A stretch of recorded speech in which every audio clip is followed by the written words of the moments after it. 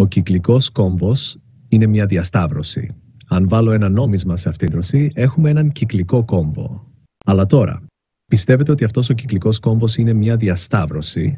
Σας λέω ότι όχι. Ο κυκλικός κόμβος δεν είναι μια διασταύρωση. Όχι, δεν χρειάζεστε γυαλιά αν βλέπετε μια διασταύρωση, είναι μόνο μια οπτική ψευδαίσθηση. Και για να ανακαλύψετε τι είναι ο κυκλικός κόμβος, χρειάζεται απλά να κάνουμε μερικές σωστές αναλύσεις. Αναλύσεις. Αν βύχετε, μπορεί να έχετε ένα κρυολόγημα ή μπορεί να είναι κάτι πολύ σοβαρό, όπως η φυματίωση. Έτσι, μόνο οι σωστές αναλύσεις μπορούν να σας πούν ποια προβλήματα υγείας έχετε. Για να αναλύσουμε τι είναι ο κυκλικός κόμβος, πρέπει να βάλουμε αυτόν το μικρό κυκλικό κόμβο υπό μικροσκόπιο ή να αυξήσουμε την περίμετρό του. Τώρα, αυτός ο κυκλικός κόμβος είναι μια διασταύρωση. Κάποιοι θα υποστηρίξουν ότι ναι, επειδή έτσι γράφει στον νόμο. Σας παρακαλώ να γράψετε στα σχόλια σε ποια χώρα γράφει στον νόμο ότι ο κυκλικός κόμβος είναι μια διασταύρωση. Ευχαριστώ. Μπορείτε να δώσετε και ένα like σε αυτό το βίντεο. Τώρα, βλέπω μάλλον έναν κύκλο που περιφέρεται γύρω από μια διασταύρωση που έχει συμφόρηση λόγω των στάσεων, των διασταυρώσεων των ποριών, αλλά και λόγω των αριστερών στροφών.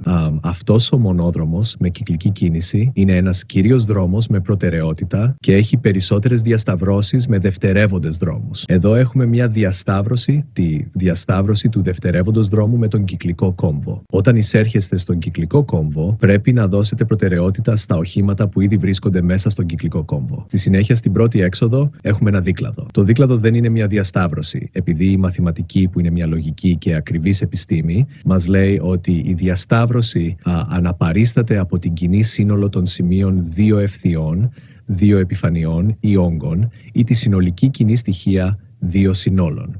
Τα οχήματα που βρίσκονται στον κυκλικό κόμβο έχουν τη δυνατότητα να συνεχίσουν την κίνησή τους στον κυκλικό κόμβο ή να βγουν με δεξιά στροφή χωρίς να διασταυρωθούν με κανέναν. Στη συνέχεια έχουμε μια διασταύρωση. Τα οχήματα που εισέρχονται στον κυκλικό κόμβο διασταυρώνονται με τα οχήματα που βρίσκονται ήδη μέσα στον κυκλικό κόμβο. Στη συνέχεια, στη δεύτερη έξοδο, έχουμε ξανά ένα δίκλαδο και μετά μια διασταύρωση.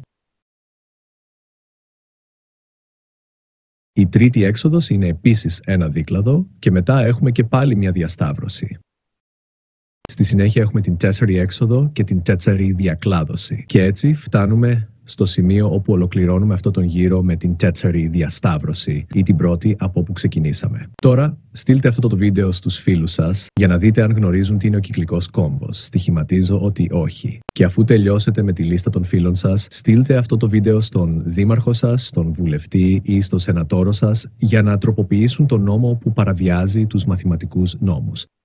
Ευχαριστώ για τα σχόλια, το like, αλλά πάνω απ' όλα για το share.